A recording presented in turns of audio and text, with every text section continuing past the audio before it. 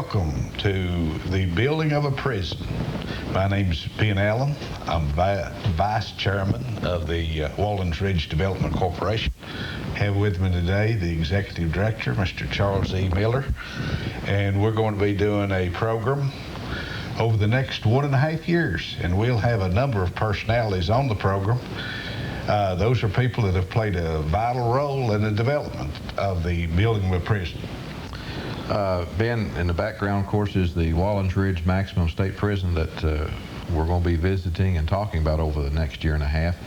And some of the people that have really had a big impact on getting this started, of course, are our directors of the Wallens Ridge Development Corporation.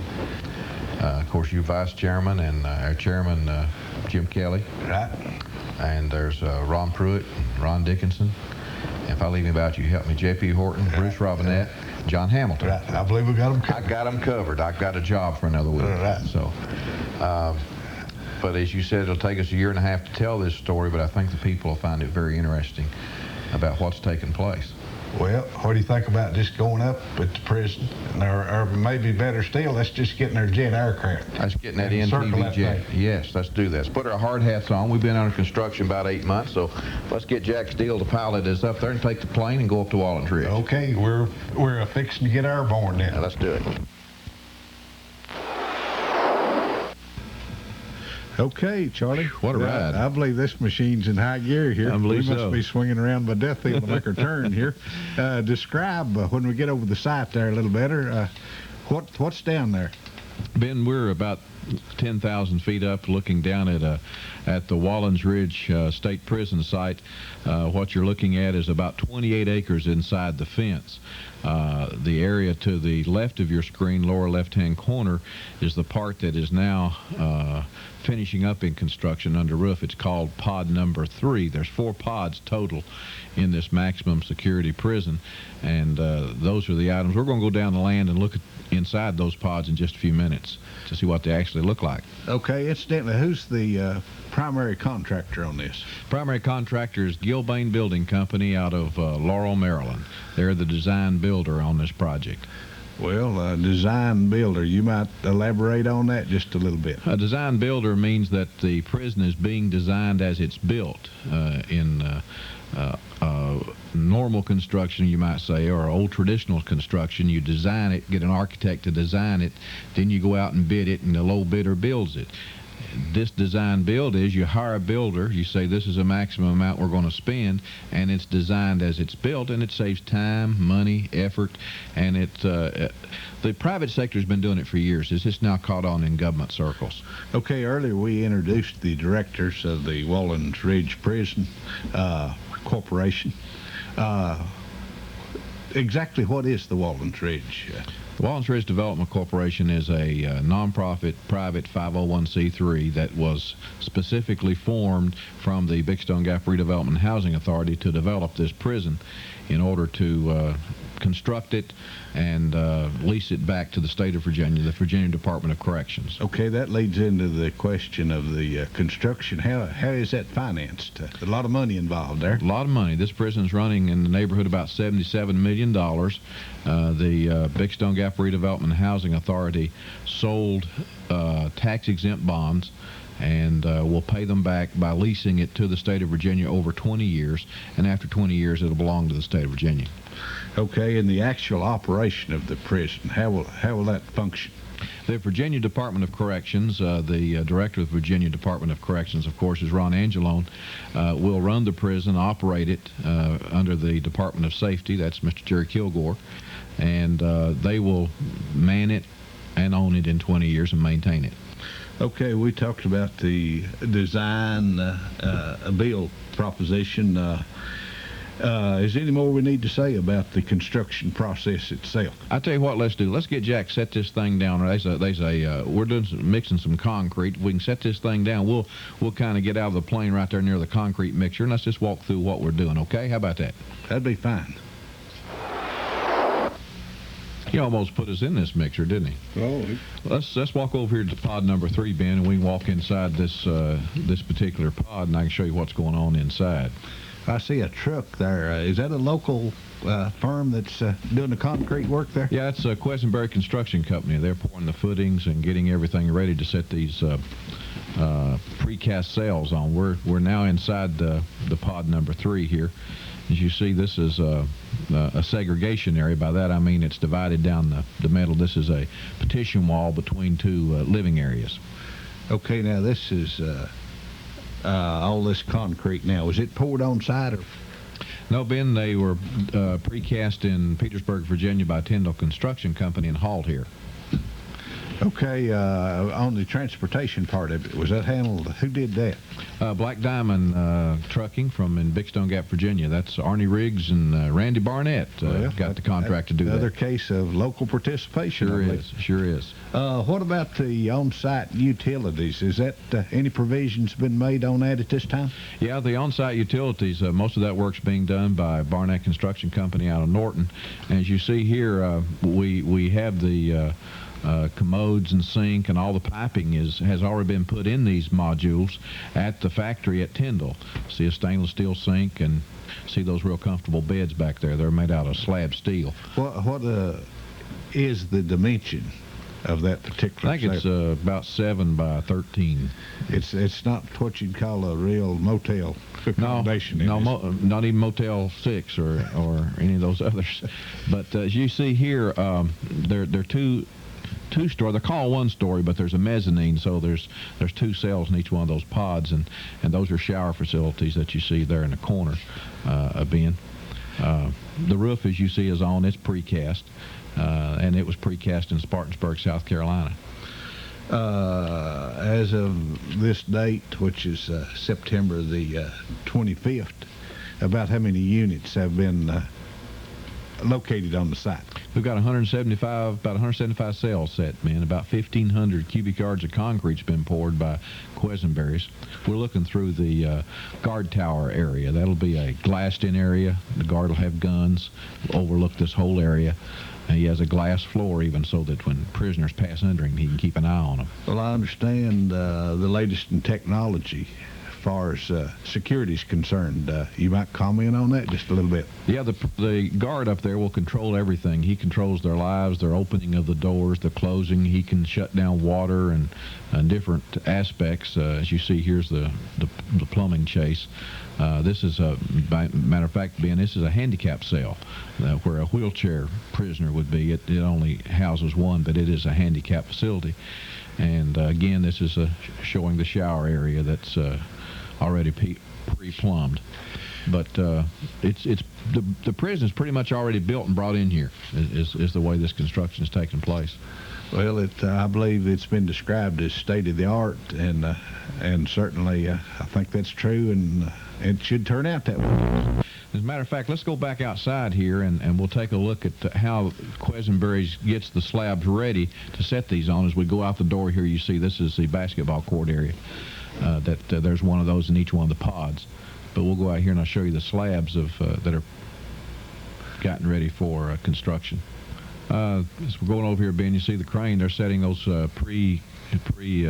poured concrete roof panels right now. Okay, now that crane, that's about as large a one as I've ever seen. About how tall is the boom on that? That thing's 180 feet. That's down in Texas. That crew's out of Texas. They hauled Black Diamond hauled it all the way up here from down in Texas, and they'll be setting all the pre-slab concrete and the roof panels, and they work about 12 hours a day, and they've been moving pretty quickly. Well, my observation has been on the crane operator. When he picks up a unit, he moves it to position rather quickly, and you better duck if he's coming your way. That's true. That's true. As a matter of fact, we're watching them here pick up a roof panel, and there's the roof panels that are hauled here on those great big extended trucks from down in Spartanburg, South Carolina. As people go down to Myrtle Beach, if they'll look on the right going down, they'll see most of our precast panels sitting out there in the yard. So any kind of construction, and including prisons, it contributes to economic activity. Sure does. We've right now we've spent about $32 million on this prison so far in grading and getting the foundations ready, paying for all the concrete modules, and a lot of electrical and plumbing has already been paid for and has been purchased. When will the prison be open? Scheduled opening was July 1998. Due to the bad winter, we did get a little extension of about 90 days, but we're picking up speed, and if we don't have such a bad winter this year, we should make that July 98 deadline, we hope. Okay, as far as employees, let's talk a little bit about the staff, pay, and what kind of impact will that have on our local economy? Okay, the staff will be, of course, state employees, about 425 employees at this site. We're now looking over at the parking lot as we walk over here to these other slabs, but the payroll will be somewhere around $16 million. And of course, the director and the staff at VDOC make every effort to purchase as much as they can locally of foodstuffs and vegetables and those kind of things. As a matter of fact, some of these items you see out here in the parking lot were purchased locally. But that's a major impact on the economy of Big Stone Gap, Virginia at this time. Well, I guess a goodly number of the personnel will be doing what we'd call guard duty, which are rather high-tech jobs. I understand Mountain Empire Community College, if it's not in process, they're getting it in process for training. Can you tell us a little bit about that? Yeah, of course, for guards, they have their own training center in Powhatan, but also, as you said, Mountain Empire Community College is getting into teaching criminal justice, working with the Department of Corrections. Of course, they have need for nurses and secretarial and those kind of jobs, electrical, plumbers. They're all needed on this particular prison, and will have quite an impact on that. Okay, now we've seen mostly the concrete and the sales, if you will. Now, is there as far as the administration, will there be a separate building for that? Yeah, we're looking right where the administration building goes to the right of where we were looking there, being right through there. That's the largest building on site. It's 100 by 600, and it will house the 2 dining rooms.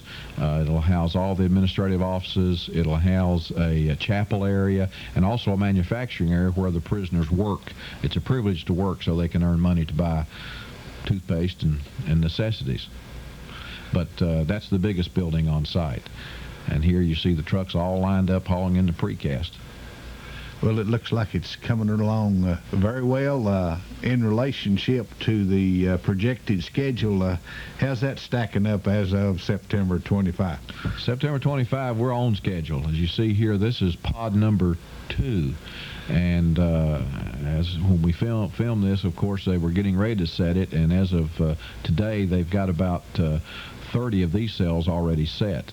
But that's the work Quisenberry's performs, is they put those slabs down, and you see those little triangle areas that's left open where they just hook the plumbing up, so that the crane man will just set that right down on top of that, and forms not only the housing area but also a wall.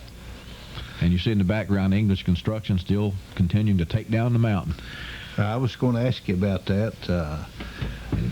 The number of cubic yards involved there, I think they're probably at what, 80 or 90%. Have they moved that portion of it, and how's that coming along? That's true. They lack about 200 to 300,000 yards. They moved almost 2.3 million cubic yards of rock and dirt, and that included also building of the road up to this site. Oh, I noticed the footer there that like the sails are placed upon. Looks like that's a rather thick footer, and compaction is very important, and the quality of the concrete and so forth. Those are all very important factors, I assume. Sure is. That, as a matter of fact, that sets almost on solid rock. After they get the footer dug, it's solid rock. They put the dirt back so they have something to dig the footer in. And of course, again, the concrete's supplied by Marty Concrete right there in Big Stone Gap. I guess I sound like I'm bragging a little bit. I am, because most of the money's been spent around our area to supply gas to these big vehicles. A&G Coal Company from up in Pound, Virginia. They're supplying vehicles and big earth movers to move the earth. So it's really been a boost to our economy, Ben. And that's somewhat the name of the game, as I understand it. That's the only reason we did this prison. That's to provide permanent jobs and produce income for the Wise County area. And we wanted the jobs, and they wanted a place to put mean people, so we got together, and it's worked out pretty good. Well, I certainly feel like from an economic point of view, it's certainly a boost for our area. And as we mentioned earlier, some diversification is needed. And we're noticing some coal people are beginning to go back to work, and I'm real optimistic about our economy here. Is there any other comments about the site here that we need to talk about a little bit? I'll say one thing. It's a beautiful site. When the people come up to visit, they'll notice that everybody talks about what a pretty view it is from the Norton area looking into the valley. People haven't really seen how pretty the valley is till they see it from this end, and they'll really appreciate the valley even more. Of course, the prisoners won't see much of that, but the people working there and the guard towers will, so that has a real plus to it. Well, I believe this area at one time was called the Tony Farm. That's correct. And there's probably been some corn and hay grown there, so it's taken on a rather new look. It sure has. It sure has. And in fact, they walked up there and used mules to get up to this site many, many years ago until we put a road up there and developed what's known as Big Stone Heights a few years ago. And fellows always go to work when you have a camera, you know. They just move right quick and start getting to work when you show up. But these are the plumbers. They're putting in, as you see, the plumbing for all these units, and this is all done prior to setting the modules on site. And as I said, if we can get a good winter, we'll have all this under roof. It's planned for February to have the entire prison under roof. So we look forward to coming back here many times and using the plane to get back here. And I think Jack's anxious to get on the plane and get out of here, so we might want to go over and get on. Right. Well, we better do that. And we want to thank a lot of folks in the community. The attitude has been excellent, and the cooperation is good. And we want to make it a very viable project, and we think it's well on the way. And when somebody sees one of us on the street, if there's something you'd like included in the program, some questions you want answered, if you'll either write us or see us, why, in our future programs, we'll show you that or talk about that and keep everybody well informed. After all, this is their money. Right. And if we don't know the answer, if I don't know the answer, I'll ask you. And if you don't know the answer, I'm sure you have people that will be on the program. Yes. That will share with us. And look forward to having many special guests over the next few years. So, Jack, if you'll fire up the plane, we'll get out of here.